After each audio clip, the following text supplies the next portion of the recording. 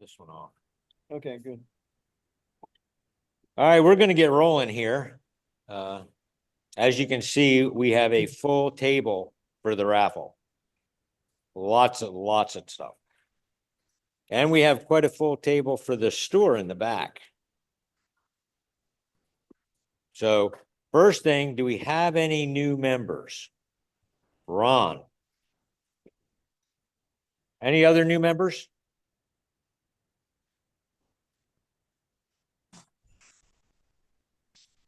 All right.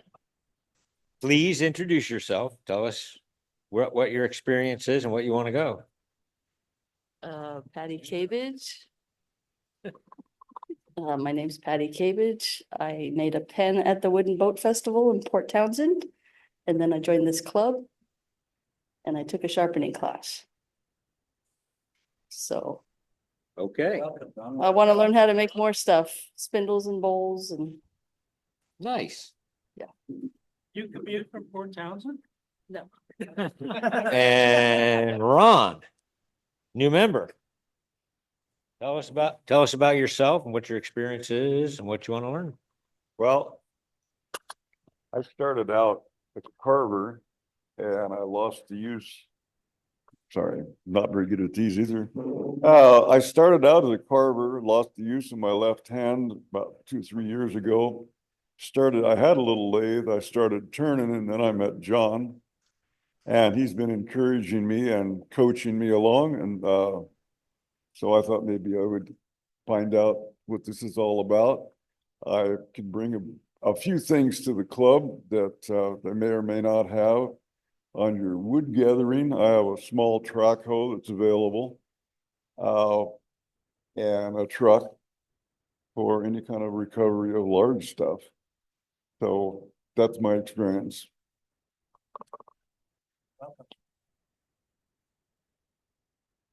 Thanks, Ron.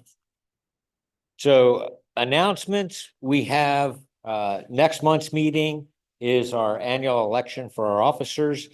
And Roger's back up running. So he's going to put his name on to be president again. Dave Wood, right back there, has agreed to stay on as vice president. Mike Meredith has agreed to remain as treasurer, and Tammy has agreed to remain as secretary. And I will be available just to help everywhere and anywhere. So the November meeting is when we hold our formal election. And if you want to put your name in the hat, either let myself, Dave, or Roger know. And that's all you got to do. We have classes coming up this weekend, and I'll let you tell about that.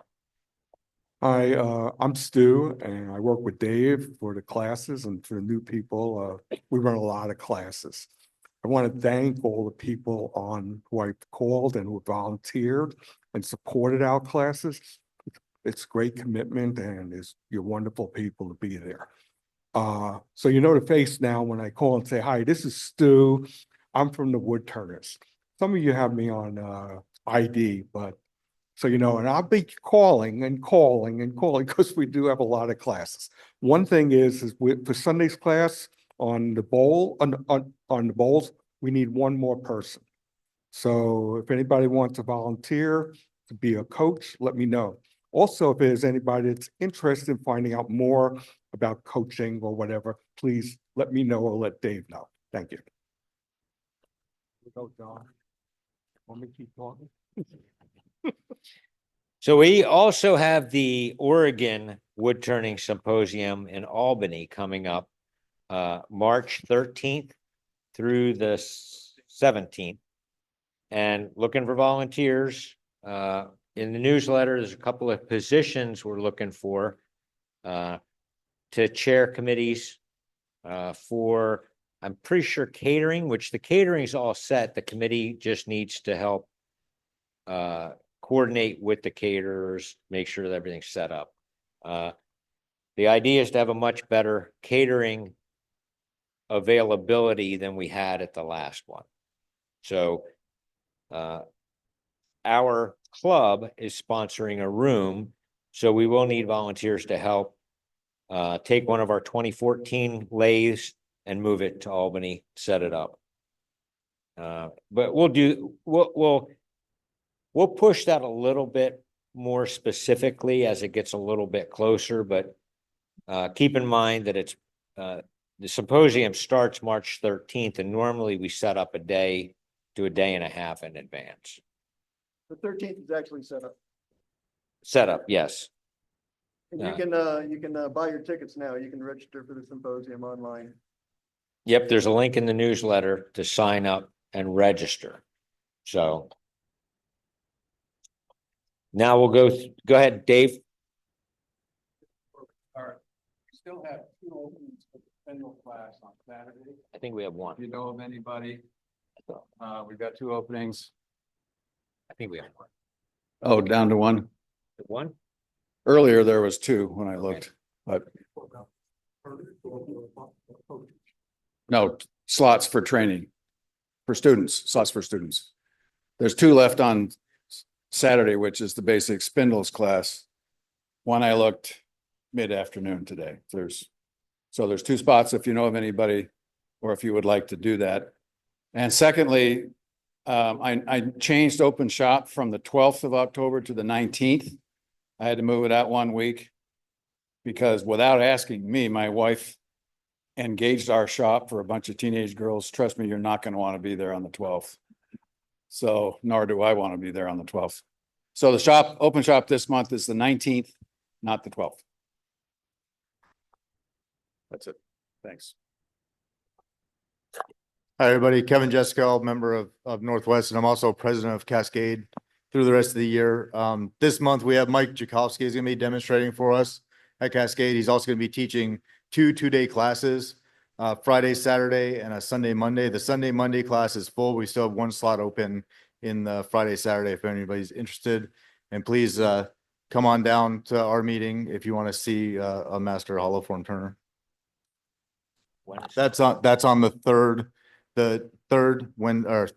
Thursday of the month is the demonstration, which I think is the 18th, and then 19th, 20th is the class that's available. Thanks. Thank you. Now we're going to have Tom go through our quite extensive show and tell. We got some really cool pieces and our challenge. So don't go away, John. Talk about your threaded piece here. So this is a piece of maple that I decided to thread. And I used the hand threader chaser. And it's the first one I've done by hand. And it came out pretty nice. I did realize that 16 threads per inch, I should have cut the threads a little bit shorter because it's quite a bit of turning to get it on and off. But if you put it just snug, everything lines up. And then I've been playing with my laser engraver and decided to do a laser engraving on it just because I could. That's about it. It's a pen holder. Nice double whammy of stuff that's been covered here in the meetings recently. Okay, next we have Roger. This is a coin box that I did for a relative of ours about 10 years ago, and had a flaw in it, so I did another one. I'll hold this, you do that. What's that? I say, I'll hold this, you do that. Okay. So it's for a silver dollar that's been in the family for a long time, and it threaded pretty good, but the second one turned out a lot better. But and I did this after Mike did his threading class 10 years ago or so.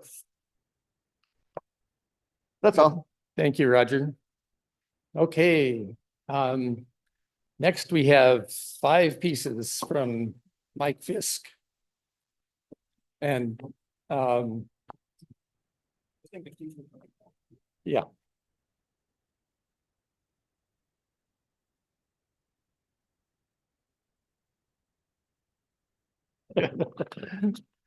Okay, If I can, last spring I came across some Tree of Heaven wood free up the street, and free's a good price for me. So I harvested a couple wheelbarrow loads and brought it to my house, not knowing anything about it.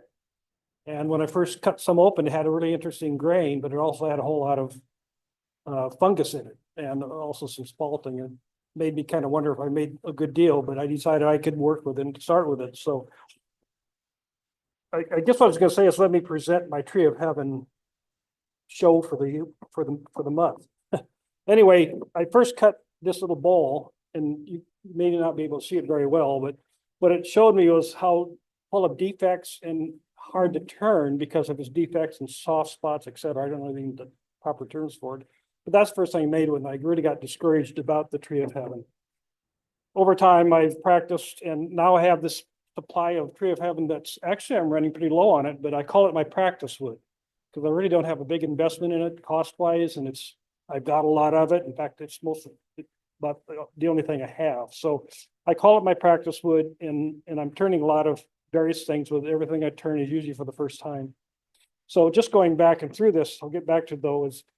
This is also Tree of Heaven, and this is a little shot glass, but it's actually 4 ounces for the big drinkers. I just got the idea from Thomas Love from Croatia. He makes these in about 5 minutes, by the way. But this is my experiment with beginning to learn how to hollow end grain. That's the reason I made it. Moving ahead a little bit on turning learning is what I'm calling it, is that, like I said, I kind of do everything for the first time, and not everything turns out because I'm a beginner or maybe intermediate. I don't know what the terms are. 2 weeks ago or 3 weeks ago, whenever the September open shop, I brought a couple of pieces in, which are these here. This is all Tree of Heaven, by the way, because I was pretty disappointed in my workmanship. You know, I was just not getting things the way I wanted them to be in terms of workmanship. So I brought like 4 pieces with the sole intent of getting some advice on how to improve my tool work. So with a lot of help from Steve up here, a lot of good patient guidance from Steve, I actually learned a lot of things of what to do, what not to do. And I came back and I made this plate just this last week. Again, this is Tree of Heaven. This is all Tree of Heaven. As you can see here, there's a lot of variety of the little bit of spalting and the fungus growth in it. What I learned from the very first one, which I really was disappointed about Tree of Heaven, I've actually grown to like what comes out possibly of the Tree of Heaven. It gets from very light, like this material here. I'm not trying to sell Tree of Heaven, but the thing about Tree of Heaven, by the way, is when I first brought it up at the club, I was just trying to socialize who knows something about Tree of Heaven. Find out that most people have heard of it, but don't know much about it. But the thing about Tree of Heaven is, as a growing species, it's very invasive, which is why our neighbors cut the tree down, because it's a highly invasive tree. If you plant it, it grows into your neighbors and kills things. But I think as a deadwood, it does all right, I hope. So anyway, that's a little bit about the Tree of Heaven. So that's just something about learning. And I just want to reinforce the advantage that we have as a club with our open shop and all the teachers and experienced people we have to work with. It's just amazing for me. I've managed to get to a lot of them, learn an awful lot from the various coaches there. So that's really a shout out to getting to an open shop and taking your work, being brave enough to show your lower quality work and learn how to do it right. So sorry for the time it took, but I had that to share. that's all right. On the Tree of Heaven? Yeah, please. So I've turned a bit of Tree of Heaven also, and another name for it is Alanthus altissima. And I posted some pieces of it on my Facebook. Mike Mahoney commented that was actually Dale Nish's favorite wood to turn. And I found it pretty pleasant to turn. So if you get a hold of some, and it's nice to take a garbage tree that's invasive and turn it into something nice. The invasive side of it, my son lives over in Southeast Portland. There's a tree about 100 yards down the road, and everybody's been chopping it off as it comes up in their yard. Came up in his yard just recently, and it's growing like a weed right now, even though the days are getting shorter and the nights are cold. So just as a side editorial, we as woodworkers must recognize our responsibility for stewardship of our prime material, which is wood. And that's always interested me, and I'll talk endlessly if you let me, but I won't talk anymore about that tonight. So, this guy, hold your breath, Steve. You want me to go ahead? This is a lovely madrone, yes? Looks like somewhere between 2 and 3 mil thick in the sidewall. And it just has lovely movement. And something I've always liked about Steve's work is the way he respects what the wood is saying to him as he works it. Particularly the profile of the rim is just very nicely taken out of the block of wood. So I would call that one an exemplar right there. So this piece has nice heft to it, and it has interesting soft lines. Whose piece is this? Somebody read. There he is. What can you tell us? This is a piece of Doug fir burl that came off of my father-in-law's tree in his yard. It was the first time that I had turned burl, and I really like the shape of it. I think that a lot of the stuff that you see in the magazines and everything is like really thin, and how thin can we go? But there's something really satisfying about just a big hefty chunk that has a nice shape to it. So. Good. Something that I'm always thinking about in my mind is scale of a piece. You know, is it heavy? Is it light? And so I resonate with that. And this one is from another of our exemplary turners. Where'd you go, Phil? Still here? Oh, there he is. There he is. What can you tell us about it? Or should I ramble on? Ramble on? Okay. I'm not surprised by that coming from Phil. He's a very self-effacing fellow. Phil raises a lot of filbert. And is this filbert? It's not. What is it? It's maple. Okay. I didn't think it looked quite right for filbert, but you've got me trained. One of the things I noticed right away about this is the flare to the rim. And I think it's just very nicely executed. That's great. So thank you for bringing that, Phil. Okay. He needs it now. Oh, geez. Okay. I'm going to hurry up. We'll skip that one, except to say that I used a really big torch on it. It is salvage wood out of the holiday farm fire down the Mackenzie. I saw these guys and I thought, oh, threading? Wait a minute. But it's not threading.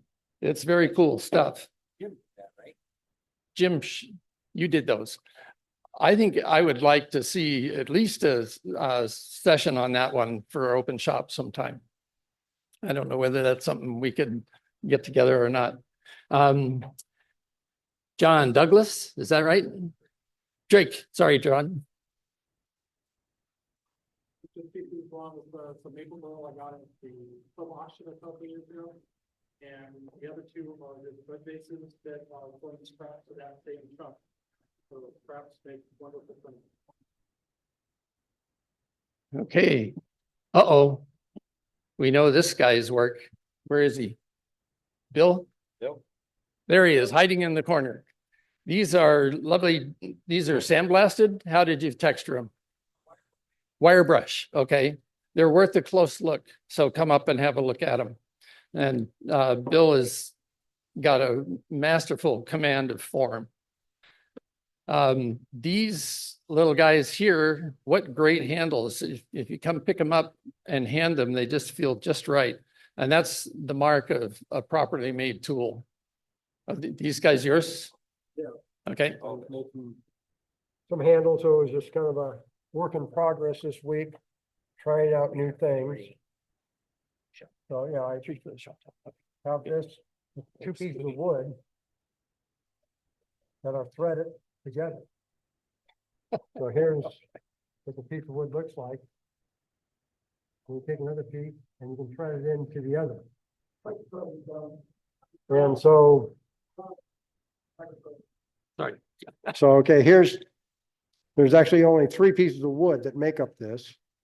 So it's all spiraled on down. So all these things are work in progress. It's the first time I tried this procedure, so everything's halfway done. There's the first one I did. And basically here where I was able to screw the other piece of wood into it. And so, yeah, now it get the setup and everything. I can do this in 20 minutes. So it's only one glue up.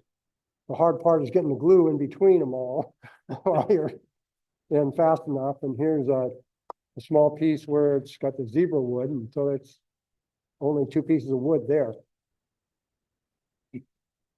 So I've been busy trying to figure out my next project. Nice. Thank you. Okay, now for some decisions.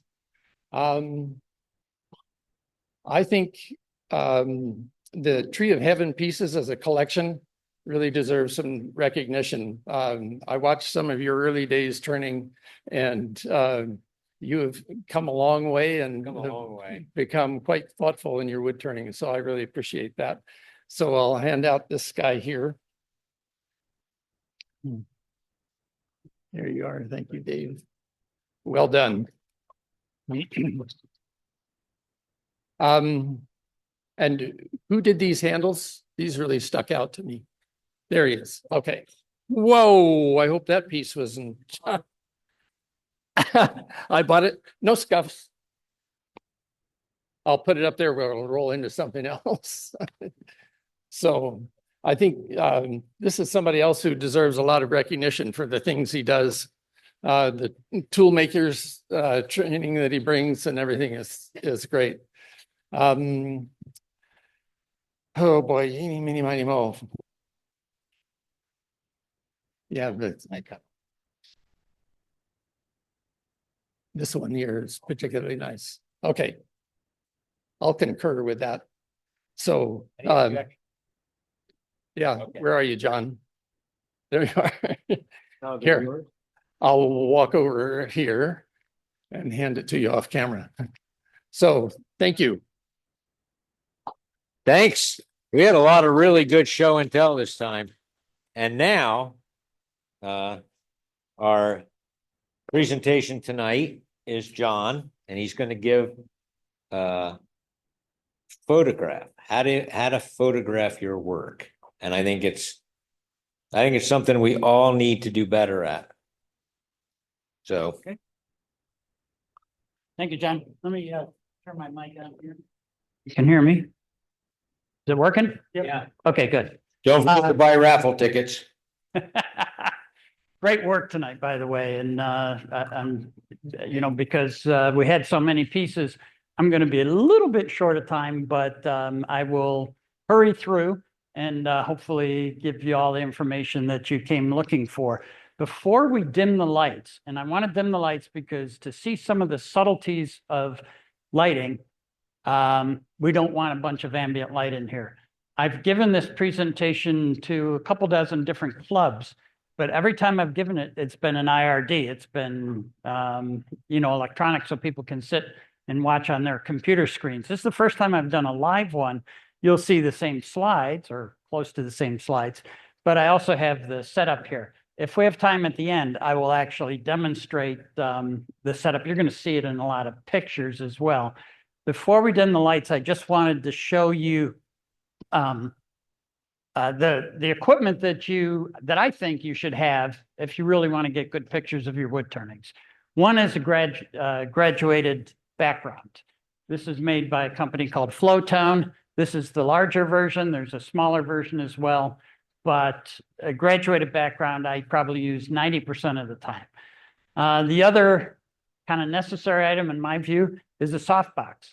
Now, I have a softbox that I bought probably 20 years ago, and it cost me $250 for the softbox alone. And then I had to have the light for it and cables and all that other stuff. And I went online and I saw these on Amazon, Chinese company, and I thought it was on sale for $45. And I said, okay, I'll buy it and just see how it works and see if it's good. And I swear it's, you'll notice very little difference between this and the expensive one. In addition to the softbox, for that $45, I got 2 light stands, the bulb, the electrical cord, everything. So that's a good deal by a company called Neewer. Now, by the way, I wrote down all the items that I'm going to be talking about. I've got a sheet up here. You can take one with you if you want, or we can email it to you. The other thing that I use in my photography is a reflector. Now, this is a kind of a commercial reflector. It's got a handle on it. That's why I like it. It's bigger than what you really need, and more expensive than what you really need. And again, I found online this one, $13. And there it is. So it's not real expensive to get set up.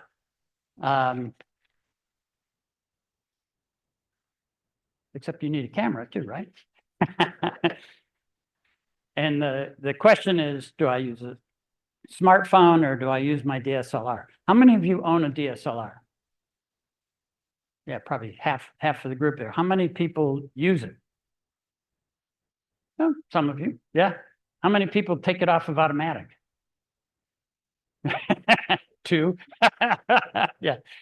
Yeah, most people don't. I mean, number one, they're bulky, they're heavy, and they think, why should I mess with all that, carry all that around? And then, you know, I don't understand all the controls, so I'm just going to leave it on automatic.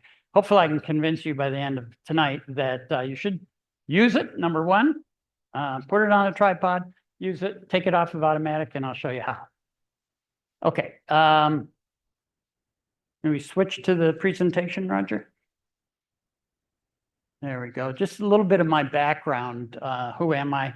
I moved here a couple of years ago from Raleigh, North Carolina, originally from upstate New York, but spent 18 years in Raleigh.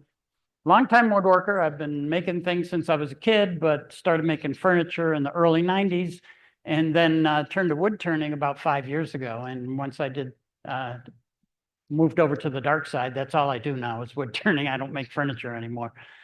I was a photographer for Kodak for probably 15 years of my 27 years at Kodak were as a photographer, studio photographer, location, an instructor. I traveled all around the country teaching people how to get better pictures.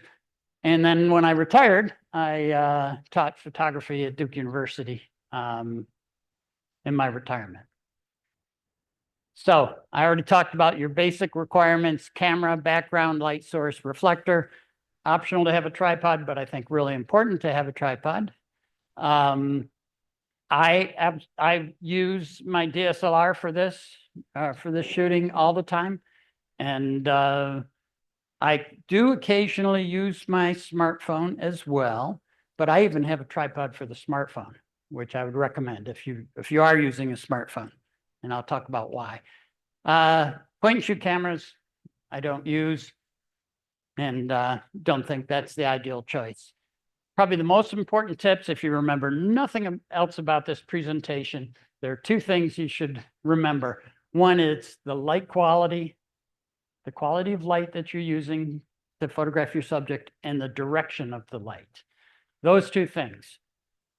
Let me start the first few slides. Actually, can we dim the lights a little bit? Thanks, John.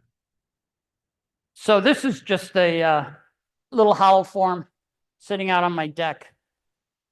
And it's natural light. It's just skylight. There's no sunlight illuminating this subject, just skylight early in the morning. You never want sunlight illuminating because it's too harsh. It's going to create really hard shadows that are going to be difficult to deal with. But that if you can find a place that has indirect light or a skylight, that works great.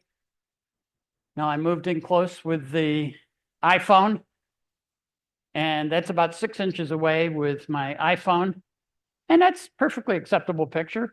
but the background to me is a little bit distracting. You've got the railing and the flowers in the background. And a lot of people don't know that on their iPhone, if they, especially they have a newer one, if you have a smartphone that has 2 or 3 lenses on it, like this one does, this has 3, you have the ability to control that background a little bit and control the depth of field. What is depth of field?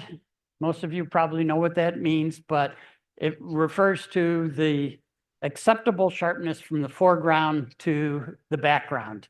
So with for the DSLR, f16 gives you great depth of field. It's a small aperture, gives you great depth of field. The flowers, which are about 10 feet away from that bowl, are relatively sharp. f4, a large lens opening, the flowers kind of get all blurry and out of focus. And then all the steps in between if you use other f-stops as well. But that's one of the real benefits of the DSLR is it's really easy to control the depth of field in your picture, how much sharpness you have from the foreground to the background just by adjusting the aperture, the f-stop. As I said, the newer smartphones have the ability to simulate depth of field adjustments. And you'll see it in their manuals, described as depth, blur, background blur, portrait blur, bokeh. They all mean the same thing. It's how sharp is the background of your picture. I'm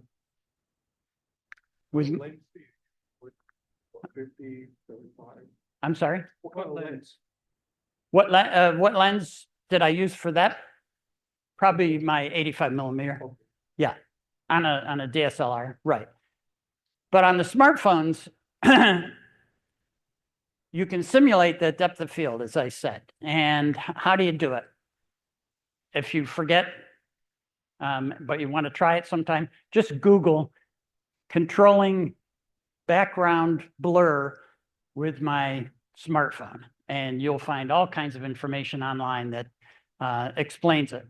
But with the iPhone, I have to switch to portrait mode, move a little further away from the subject. And then there's, let's see, circled at the top there. Oh, here, I've got even got a pointer here.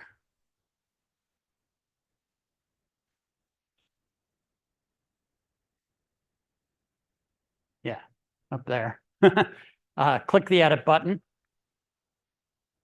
You'll see an F number pop up there, right up there. It says F45. Just click on that, and a little slider will open at the bottom. And you just slide it one direction or the other direction, and you'll see that background blur change. So as an example, at f16, very small aperture, you can see that background becomes quite sharp. f1.4, the opposite direction, the background becomes very unsharp. Now, this is not the same as what you would get with a DSLR. It's simulated, it's done with algorithms more than anything else, but it actually works pretty well. And you just slide that slider back and forth until you get something that looks pretty good to you. So that's what I did. I think I ended up at f2.8 here. And then I clicked the little crop. Let me put that down. There we go. Little crop thing. And you grab the corner and you pull it in and crop it to your final dimensions.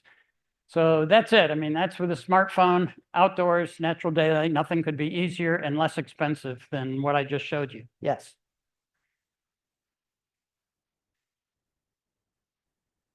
The only requirement is it's a phone that has 2 or more lenses.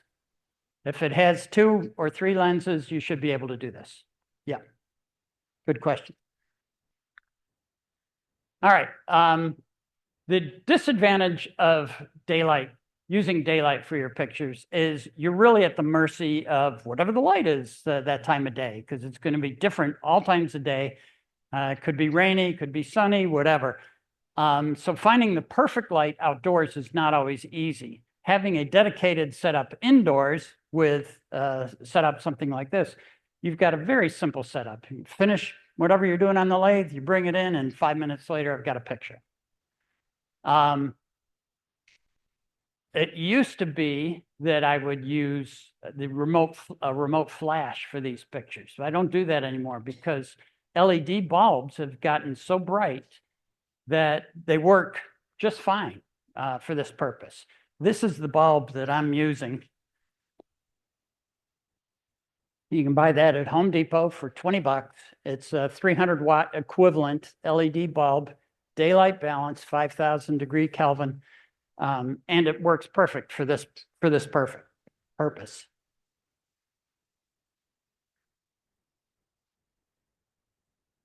The other thing about the light, it should come from one direction and one direction only, not multiple directions. Now I know a lot of people use, I think in the back there, also they're using a tent. And a tent works fine, but you won't get the lighting contrast that I look for, which I'll show you in a few pictures. A tent kind of covers everything equally with light. Whereas if you can control the direction of light, you can get what I think are better results. So this is what the softbox looks like with the bulb in it. And then the reflector, which I already showed you. And I'm going to play a short video and I'll just kind of narrate my way through it. So this is the process. I lower the softbox to wherever I want it. It's usually about a foot above the subject and at a 90-degree angle to the camera. So 90 degrees offset from the camera, just as it is up here.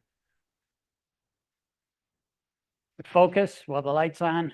And then I got to remember to turn off the ambient light, turn off the overhead lights. The only light I want on in that room is the light from the softbox. If there's windows, I cover the windows with something.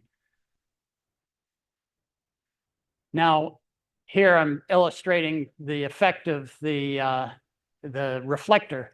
Just moving it around, you can see how the shadow side of that bowl is getting brighter or darker, depending on how close I hold the reflector.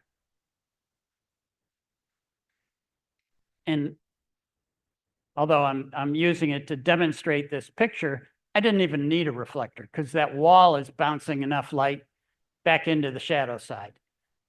Added a few apples to it and took the picture again. And that's the one without the apples. And that's the one with the apples. So very simple and straightforward. Really only takes a few minutes to get a decent shot. You can do the same thing with the camera using that little tripod. I mean, with a smartphone, using a little tripod that I have there. That tripod is made, it's called Square Jellyfish is the name, is the brand. And the nice thing about it, the thing I like about it is it unscrews. You can take the base, the little tripod base off of the top, and then you can take the top and screw it into a standard 1/4-20 thread on any tripod that you might have. So that's what you're seeing in this picture.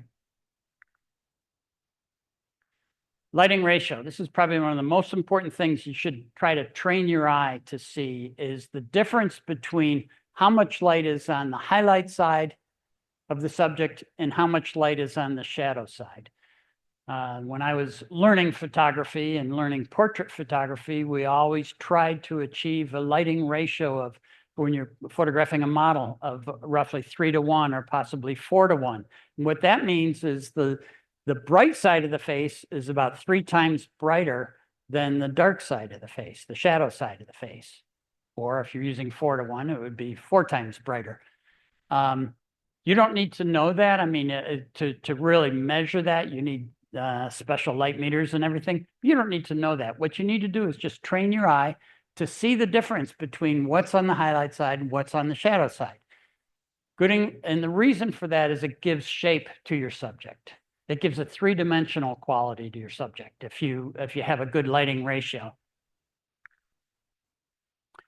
What you want to be careful of is too much difference between the bright side and the dark side. Because if you have too much difference, then the highlights are all blown out or the shadows are all blocked up. And I'll show you a couple examples of that. Here's an example where the light is not well balanced at all. The highlight side is too bright, shadow side is too dark. You could improve it by bringing a reflector over on the right-hand side and adding a little more light to that. That's a vast improvement over what the original was. That was not my final picture. I decided that I really wanted to be able to see those little veneer strips that go through the bowl, and they're on the inside as well as the outside.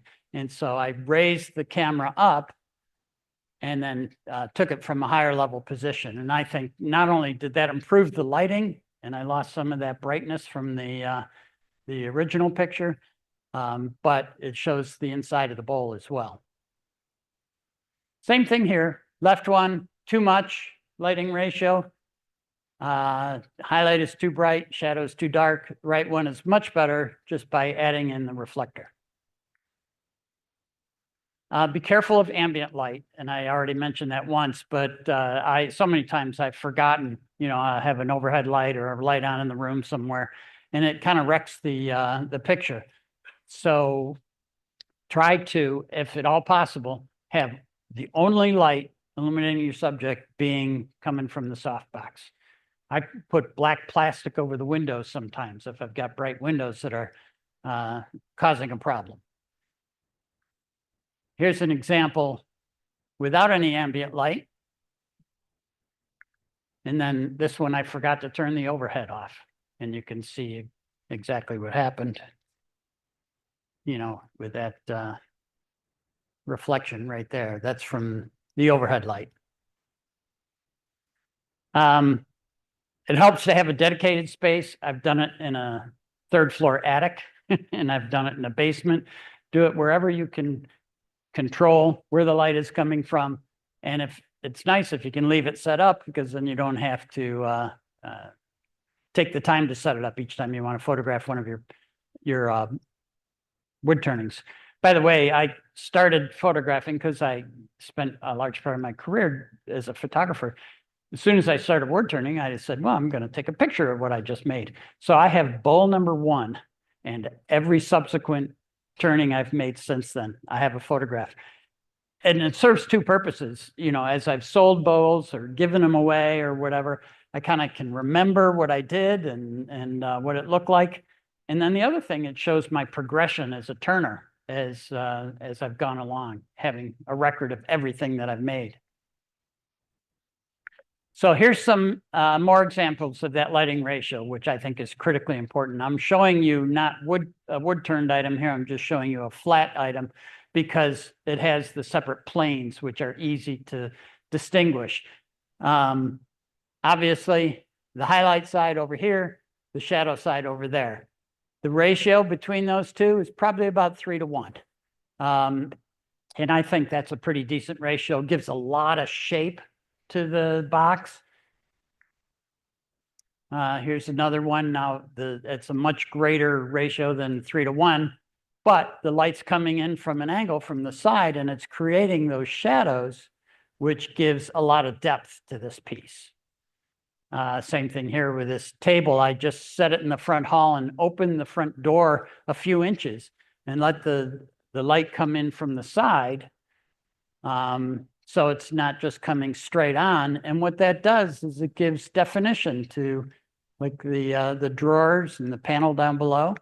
And then shooting from a different angle, it emphasizes the curly maple top and the drawers again. Now returning to the round stuff, this is probably the approximate lighting ratio that I aim for. So I kind of trained my eye to look for detail in the shadow side, look for detail in the highlight side. Nothing's blown out, nothing's blocked up, and that works out pretty well. When you light something, it's important to only have one shadow. If you have multiple lights, you're going to have multiple shadows, and that can sometimes be really problematic. So I prefer one light and a reflector. And even the reflector creates, see that right there, that little specular highlight? That's from the reflector. This specular highlight is from the softbox.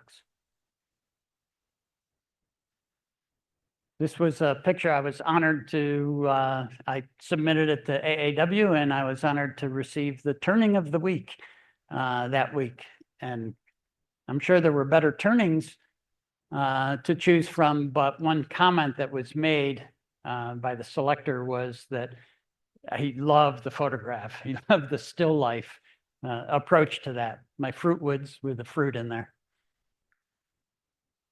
If you have texture in your work, make sure you emphasize it by having the light coming from the side and skimming across the texture. You can see the relief.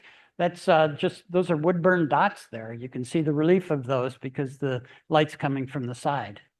I call this my pot of gold. Sometimes I had a hard time photographing this vase. It was, I have a little whale going on here. There's a whale head and the whale tail and, you know, all the sea foam and everything. And I thought, how can I photograph that well? And most of my pictures I wasn't really happy with. And then I just put a candle inside the vase and I put a candle behind the vase. And that's it. That was the lighting. Backgrounds. I mentioned graduated backgrounds and how useful they are. They really do help give separation to your subject and dimension. But you can use other things. If you want to use fabric as an example, I found chenille cloth works really well. Just bought a couple pieces over at Michael's, and that's what's used in this one. And if you do use a cloth, try to find something that's neutral in tone. Don't use a bright color. Use something that's either gray or tannish. And then black velvet. I frequently use, not frequently, but I occasionally use black velvet as a background where I think it'll really help the item stand out. And white, I don't often use as a background. Every once in a while, I'll use it if I want to take a silhouette of something where the shape of the subject is more important than the grain or the texture or anything. So there's the little ornament that's with a black background. If you do get a black background, I recommend getting a piece of black velvet. That seems to suck up light just about as well as anything else. I think the background is boring on this one because it's just a white background. And it can be improved just by using the dark side of your graduated background. I find the dark subjects, interestingly, and it may seem counterintuitive, I think the dark backgrounds often work better with dark subjects. I think the dark background helps accentuate the undulating rim on this. And if you have a lot of color in your thing, then by all means, you know, it'll really pop against a dark background. Tall subjects look great against the dark or against a graduated background. One thing I want to point out about this picture is, I think you can probably see it. See on the right edge of the candles, just a very thin strip of light. That gives roundness to the candles, just that little thin strip of light. And that's created from the reflector. That's just the reflector bouncing a little light back into the shadow side. Here's one with the chenille background, and I've feathered the softbox a little bit away from the background to create that almost a graduated effect up here in the corner. And I thought that looked good against the little flowers. By the way, that is the same turned piece in both pictures. I wanted to turn a tall bud vase that's 18 inches tall, and it was sitting around my shop for a long time, and I decided I didn't really care for it. So I put it back on the lathe, reshaped it, then painted it and carved all the little grapes on there and turned it into a lamp. But it originally was a bud vase. Now, as far as the lighting for this one, the only light is the light that's in the lamp. And it's on a graduated background, but just the way the light falls outside of the shade gives that kind of arched effect, and I think works pretty well.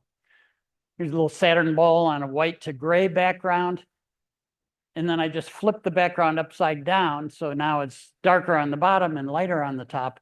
And actually, I think I like that better. Same thing with, you know, if you're doing wood burning or if you're photographing light colored woods like this maple platter, I think it looks better on a dark background than a light background. You have to remember the way your eye works when it's looking at a picture. It always has a tendency to go towards the brightest part of the image first. You can prove that to yourself by taking any picture that you have at home, turn it upside down, look away from it, and then briefly glance back at it and see where your eye goes. Because it's upside down, your brain is a little confused, and just see where your eye goes first. It will probably go to whatever the brightest part of the image is. If the brightest part of the image is the most interesting part of the image, then that's success.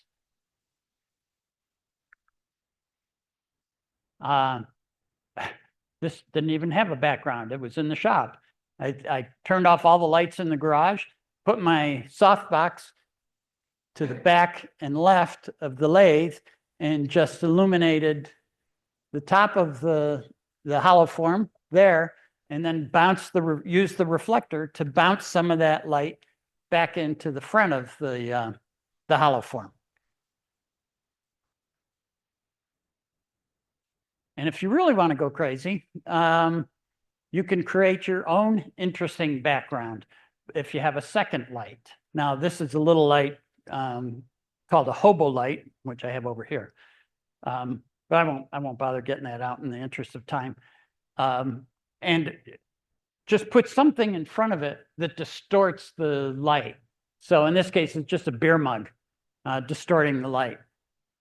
And that you get that kind of effect. It's still using the graduated background, but just that second light being distorted by something that's sitting in front of it. Here's another example. It's really fun to play with, and you just end up running around the house, you know, picking up different things and, gee, I wonder if that would work. And I've tried wine glasses, and but the beer mug is my favorite. You can also do this, you know, just get a piece of cardboard and put some blue painter's tape on it, and you create a window-like appearance like this. Here's another one. This time it's just a plant. I just put a plant in front of the light and created all those shadows in the background. It's kind of cool. I don't use it all the time, but it is fun every once in a while. This one, using that second light again, but this time it's sitting behind the platter and has a blue filter on it. And the blue filter is casting that blue onto the background, and it kind of contrasts nicely with the blue in the platter. This one was fun. Anybody make spheres? You know, once you make a sphere, what do you do with it, right? You got to find a place to put it because it rolls around everywhere. So usually ends up sitting in one of your bowls. So I had these spheres and I thought, you know what? I bet they would make cool looking planets. So I bought a couple of these rubber golf tees, different heights, set them on there, took that picture. And then, oh, by the way, used that secondary light to create the little comet stream in the background. Then I went into Photoshop, and, you know, so we say, how do you do that? I just Googled, I said, how do I add stars in Photoshop? And it told me, you know, so in 5 minutes I had it done. And I was able to take out the little, using Photoshop also, take out the little rubber golf tees, but a little different approach. Okay, when you're indoors, positioning the light. Start at 90 degrees. I'm always starting right about where you see my softbox right now. Maybe 3 or 4 feet away from the subject. Oops. And slightly above the subject. That's my starting point. I take a picture and I examine the reflections and the shadows. And I determine, do I like it or is it too dark on one side? And depending on what I see, I'll generally move the reflector around and try a few more shots. I don't take one shot and then say I'm done. Often I'll take 10 shots or whatever, moving things around just a few inches here or there, and it's amazing what difference it makes. And finally, one of those is going to end up being the money shot. If you have texture in your piece, again, having it come from the side is going to illuminate, or is going to show off that texture and the depth of the carving. Same thing here. This one, I'm not sure it really belongs at this part of the presentation, but you can see the light is coming from the right. And you can always tell when you're looking at pictures of wood turnings, look for the shadow. It'll tell you where the main light was. If the shadow's over here, obviously the main light was over here. But the one reason I wanted to put this in is if you have something interesting inside your bowl, make sure you get the camera up high enough that it can show it off. A lot of times we have a tendency to keep the camera pretty pretty close to subject level, or maybe a little bit higher. But in this case, it was quite a bit higher, so I could get that beautiful figure in that dogwood bowl. Same thing here. This has I don't think I used any reflector at all on this, just had the softbox coming from one side, and the other side gets that nice shadow. Good detail in the shadows, good detail in the highlights. I'm happy with that. If you do piercing, I always find it interesting to photograph with the light coming from overhead. So I take my softbox off of the stand, and I will just hold it overhead like this and take the picture. And in this particular case, there we go. In this particular case, I really liked the cool shadows created by the holes in the bowl. Another example of the same thing. Another example from overhead. I actually like this because it showed off the texture of the paint. And this one, believe it or not, I just shot this a couple weeks ago.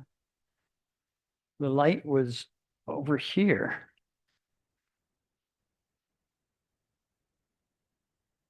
It's kind of coming in from this angle, like this, from behind the background. Because I wanted to show off the texture of the rim on that bowl, and I thought the light looked best from that angle. Feel free to ask any questions as we go along here, but I should have said that right up front. So composition. Most times when you're photographing a wood turning, we just have a tendency, I have a tendency to just put it right in the center of the picture and take the picture, so that is a very common thing, but I would propose that you occasionally try putting your subject off center like this, using the rule of thirds. You're all familiar with the rule of thirds because we use it in our wood turning, but rule of thirds simply says if you divide the frame into thirds, vertically and horizontally, placing your subject at one of those four intersecting points creates an interesting balance in the picture.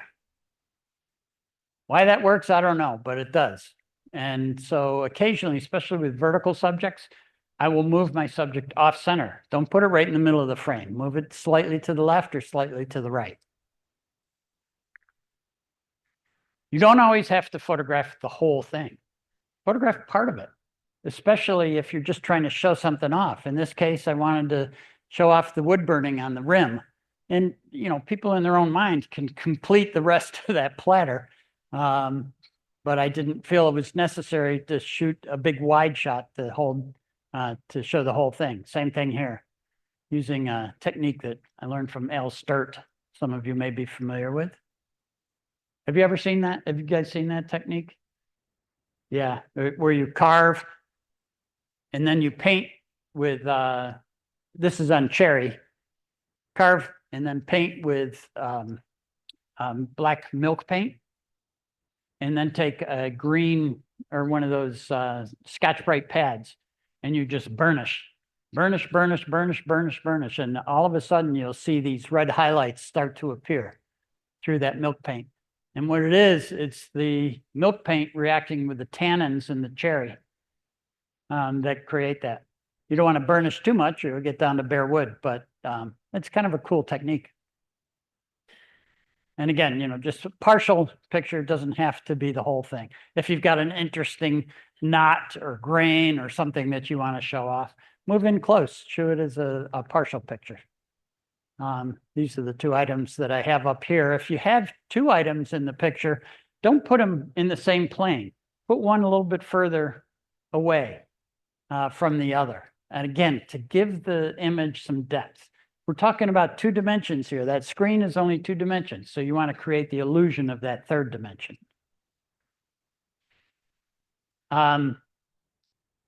Again, camera height is important. In this particular case, this bowl, this wave bowl, I learned that from John Beaver. If you have the camera up a little bit higher, then I can see the rim here, which shows the illusion of a bowl within a bowl. The way it's inset there a little bit. And that's really just one piece of wood.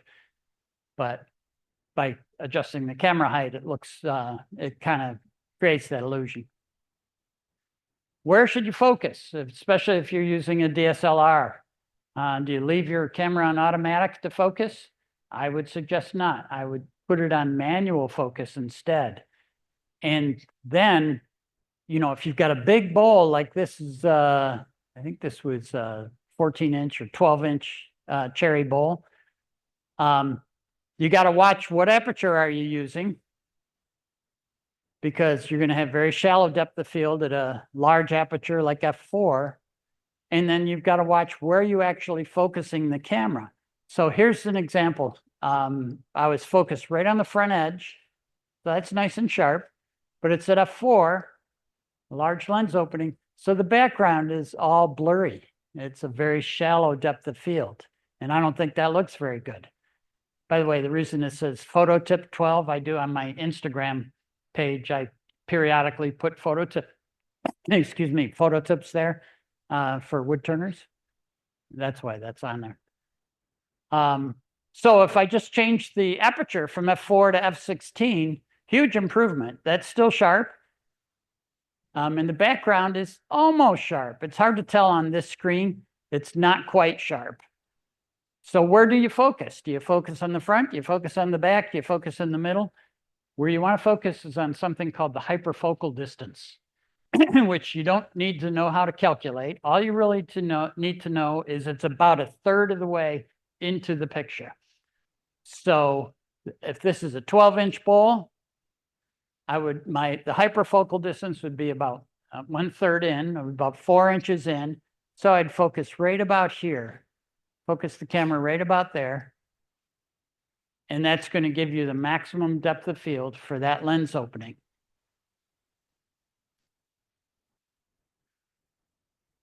If it's still not sharp, you know, if you got a really big platter or something and it's still not sharp, there's a couple of solutions. One is pull the camera further away. Use a shorter focal length lens. Oh, yeah, use a shorter focal length lens. Move the camera further from the subject, or maybe even easier, stand the bowl up. Then you're just photographing in one plane. You're not really worried about carrying 14 inches or whatever, and you can keep the whole thing nice and sharp. How about glossy subjects? This is the bane of every wood turning photographer. Because glossy image or glossy products always show that bright specular highlight. Let me back up 1 second. By the way, what time is it? It's about 8. What time is it? 8:15. Oh, good. We're in great shape. Okay. You always get that very bright specular highlight off of shiny surfaces. And you can move that light around to see if it improves it. Here's the light at 90 degrees. And here's the light pushed back to maybe 110 degrees, but I don't think that really improves it. I still have that annoying specular highlight there. What if you raise the light really high?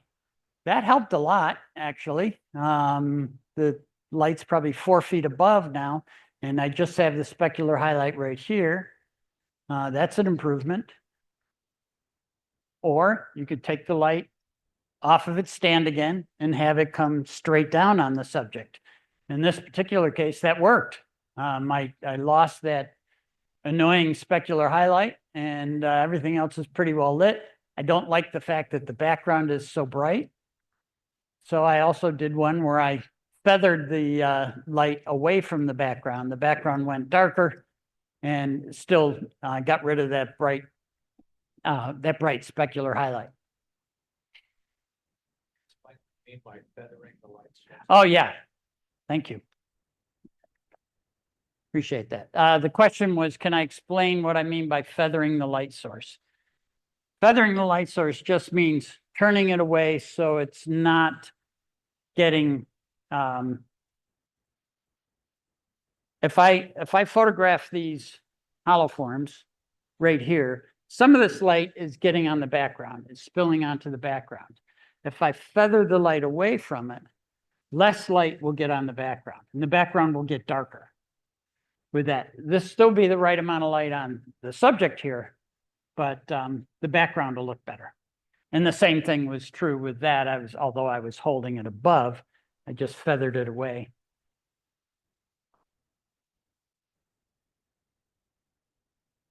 You probably heard the old maxim in advertising, don't sell the steak, sell the sizzle. And I think a lot of times you can, especially if you are selling your wood turnings, you can create an emotional response by adding something to the picture. And it can also help provide a sense of scale. So here's a good example. This was a cherry bowl that I made, and I thought, you know what, that looks like the perfect size for a full bag of microwave popcorn. So I put a bag of popcorn in there. And I think it really, and then it tells you visually how big the bowl is. Same thing, this is a 14-inch salad bowl, but you wouldn't know that without the spoon there. I mean, it doesn't tell you it's 14 inches, but without the spoon, it could be 6 inches. You just don't know.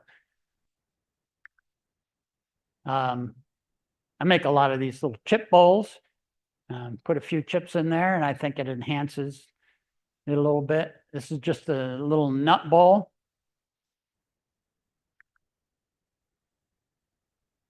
So lots of different props, when we have things blooming in our yard, I'll usually take a couple of clippings and bring them in. And if I've got any hollow forms or vases or anything I've been working on, I'll take a picture. That projector doesn't project this very well, but you get the idea anyway. Or if you give your significant other flowers, steal some of them.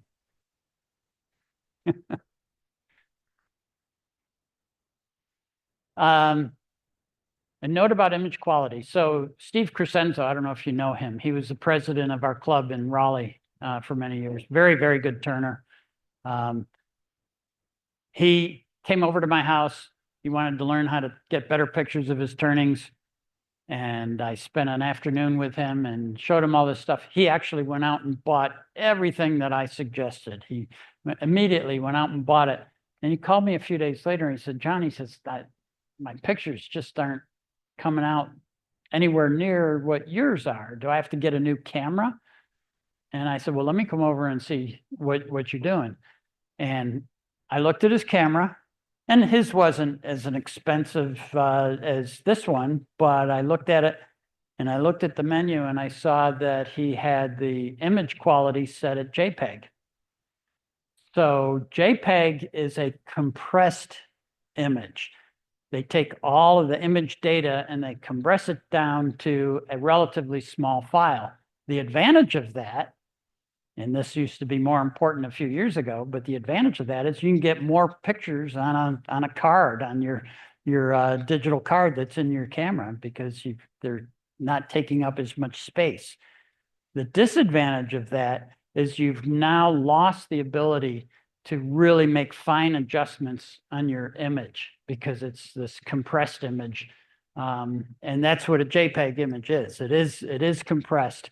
So if you have a DSLR, by all means, check it, see what the quality is set, because Steve's was set, by the way, at JPEG. As soon as we set it at RAW, he was getting fantastic results and he was thrilled. And I would suggest if you do have a DSLR, just set the quality to RAW, and I think you'll be a lot happier. You actually can on more recent iPhones, you can set that to RAW as well. And one of the big advantages, I'm sorry? Android too, yeah. One of the big advantages of that is when you go to manipulate the image with photo processing software, you can do much finer adjustments with a RAW image than you can with a JPEG image. JPEG image is like using a hammer, and you don't really want need to use a hammer. I mean, use a RAW image with good photo processing software. You can make really fine adjustments and get something that looks great. Post-processing your images, I'll talk about that a little bit here. There are lots of different image processing software options out there. The one I happen to prefer is Adobe Lightroom and Adobe Photoshop. Now, if you don't want to make that investment, there's two parts of the investment. One is money. They charge a subscription service now, so I think it's $10 a month to get both Lightroom and Photoshop. Not too bad, $120 a year. I figure that's worth it for me, the way I use it. But Adobe, in my view, makes the absolute best image processing software out there, bar none. However, I will also say that everybody else is catching up, and there is, I mean, within my iPhone, I can make a lot of adjustments right with the iPhone itself without having to port it into a computer. Or if you have a Macintosh, the photo application that comes with your computer is very capable of doing everything that you need to do. So you don't have to invest a lot of money in image processing. In most cases, it's free. But the things that I will most often use in my image processing, almost 90% of the time I tweak the exposure up or down a little bit, because it's so hard to tell from the little image on the back of your camera. Is that properly exposed or not? And you get it on the computer and you go, it's too dark or it's too light. So you do make some adjustments to the exposure. The other controls that I will frequently use are highlights.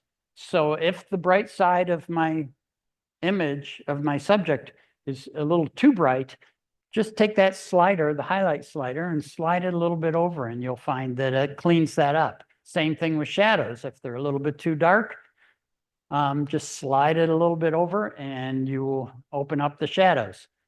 Contrast I will use sometimes, not that much, but sometimes. Clarity and dehaze, which are features in Lightroom, which I think are great. I use those quite a bit. White balance, if for some reason the light balance is off in your image. By the way, I set my white balance on my camera on auto all the time. I don't bother switching for different types of light sources. I just set it on auto. But if I need to tweak it, I can with the image processing software. One of the downsides of doing my editing on the phone is there's no spot removal on the phone. And spot removal is really important if you have spots on your background. Just word of caution relative to these backgrounds is they scratch easily, and you should not put a freshly oiled bowl on your background like I did, because it's got oil spots on there now, and then I have to clean those up on the computer.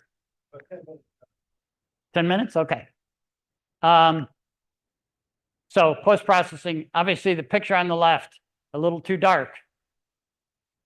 And although it doesn't show it as much with the projector, but anyway, it's quite dark normally. And then I just increased the exposure a little bit and then cropped it tighter. Oh, that's another thing that I want to mention. When you compose your picture, leave some room around it. Shoot relatively wide. The reason for that is then you have the option of cropping it to fit a specific space. If you're putting it up on Instagram or Facebook or something like that, you can crop it exactly to the dimensions that you need. I always shoot a little bit wide, do my final cropping on the computer. Okay, this is the list of items that I mentioned at the very start that you can buy. You don't need to buy all of these, but I would highly recommend a softbox.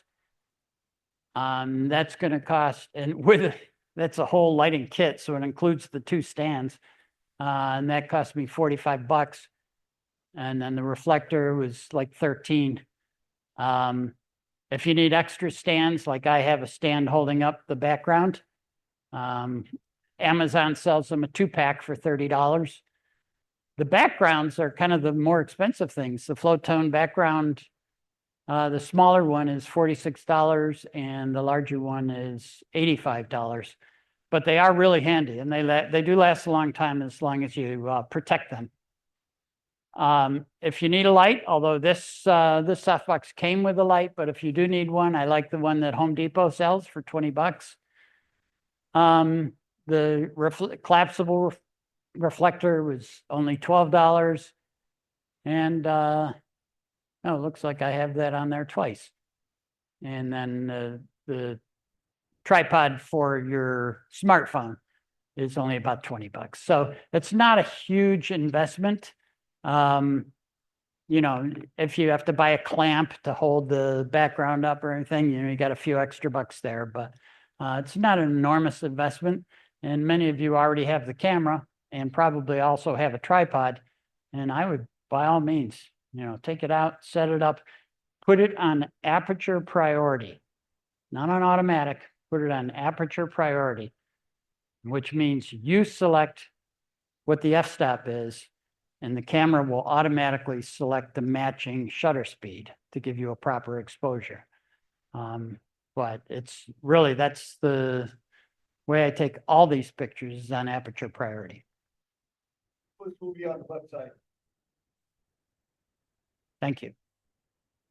Okay, that's the presentation. That is the Someone get the lights back there. end of the slides. Well, leave the lights off for a second here. And I'm just going to take a couple minutes here because I know we're running out of time. I'm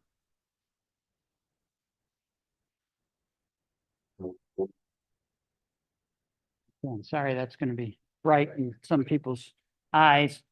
That's about where I would start with this image. And I wouldn't, let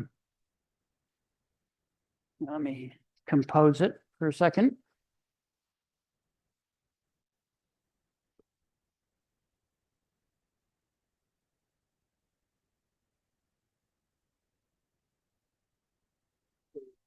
You're gonna put that camera on. I'm going to try. Yep.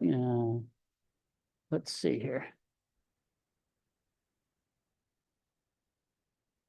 I'm trying to put it in live view. Oh, yeah. Yeah, it shows up there. It's a lot different color, isn't it? Than the real subject. But at least I can illustrate my approach. The shadow side is a little too dark. Highlight side looks okay to me. Highlight side being the left side. Right side looks a little too dark. How do I fix that? Take your reflector and hopefully I'm not blocking everybody's view, but you'll see, look at the shadow side as I move that reflector in. Can you see that? I'll move it in quite a bit. See how it brightens it up? You know, it seems really subtle. It makes an enormous difference. So your reflector is roughly opposite your main light, but you can try it in different angles and different distances. Move it further away. Move it a little closer. It's really as simple as that. And a reflector can be anything. It doesn't have to be a fancy reflector like this. It could be a piece of white cardboard. Works. Yes, sir. Doing that, how do you release the shutter on the camera? You're over here doing all That is a great question. No, I know you do, a lot of times you run out of hands, but, repeat the question. oh, yeah, sure. How do you, when you're holding this and you're moving around and everything, how do you release the shutter? Now I have, this is cheating, but I have a remote shutter release right here. So I can just push the button and it releases. But I mean, and that was $30 or something, it wasn't really expensive. But the camera is usually about this distance from my subject. So normally I would just stand right about here, get the reflector in the position that I want, and then push the button. So it's not hard.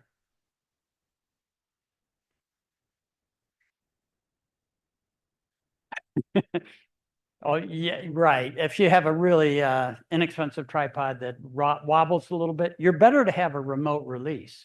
See if you can find a remote release for your camera, and then you've solved the problem because you just push the button. Oh, yeah. Yeah, yep. The cable release. Let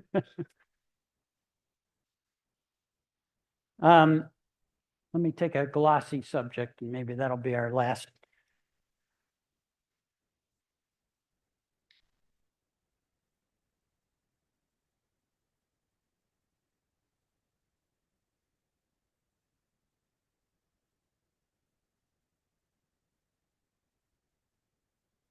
Okay. Well, again, you can see the projector is a very different view than and different color, but that highlight, in some cases, it actually adds to the picture in a glossy subject. In some cases, like that red vase I showed you earlier, it totally destroys the picture. Here, it looks like a window. The square softbox. This, by the way, is 2 by 2 feet, which is what I would recommend. Get something that's in that range. So it creates that. Where'd my little pointer go? There we go.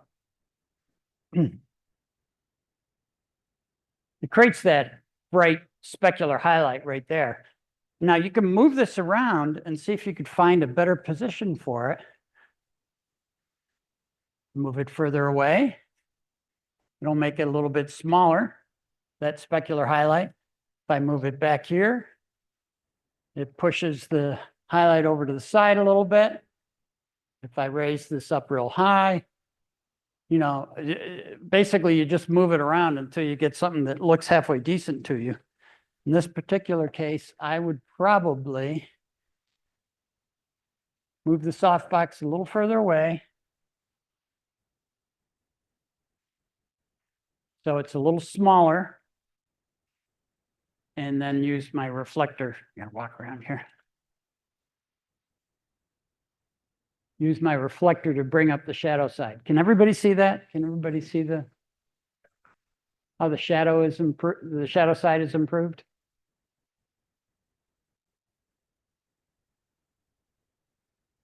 Maybe you want a little more on the background.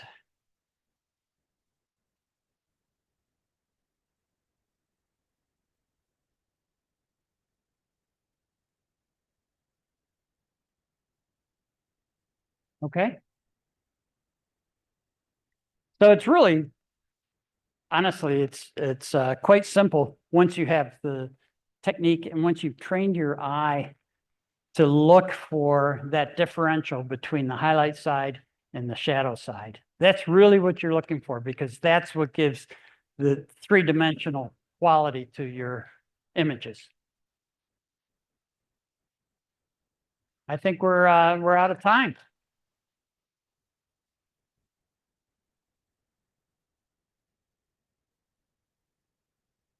Thank you. Thank you. The presentation was impressive, but I have to say the attorneys are actually a little bit more impressive. Thank you. It's, as you can tell, I mean, I'm passionate about photography for so much of my career and now my daughter's a full-time professional photographer. And so I'm passionate all over again about photography. But when I got into wood turning and I just said, yeah, that works for me. And fortunately, like the people in this room and some of the instructors that are brought in, it's just amazing how much I've learned since I should have brought bull number one, or should have brought the picture of bull number one. It was pretty pathetic. They're getting better. They're getting better. But there's a lot of techniques you showed that I think all of us would like to learn more about. So.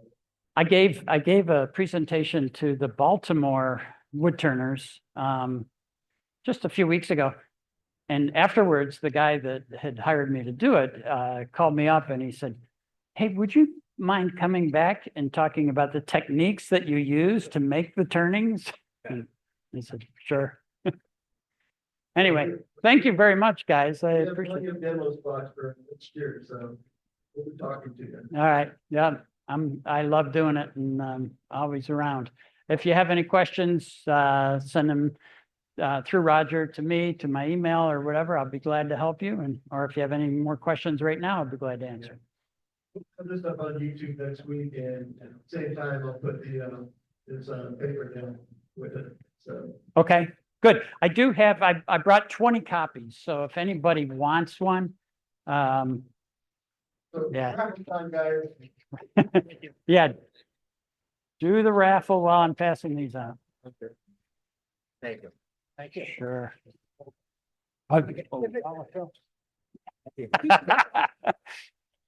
You're welcome. Digital camera, I have no idea. Thank you, John. Yeah. A digital camera? Digital camera. Does it have interchangeable lenses? Oops, I'm sorry. Don't know. I don't know.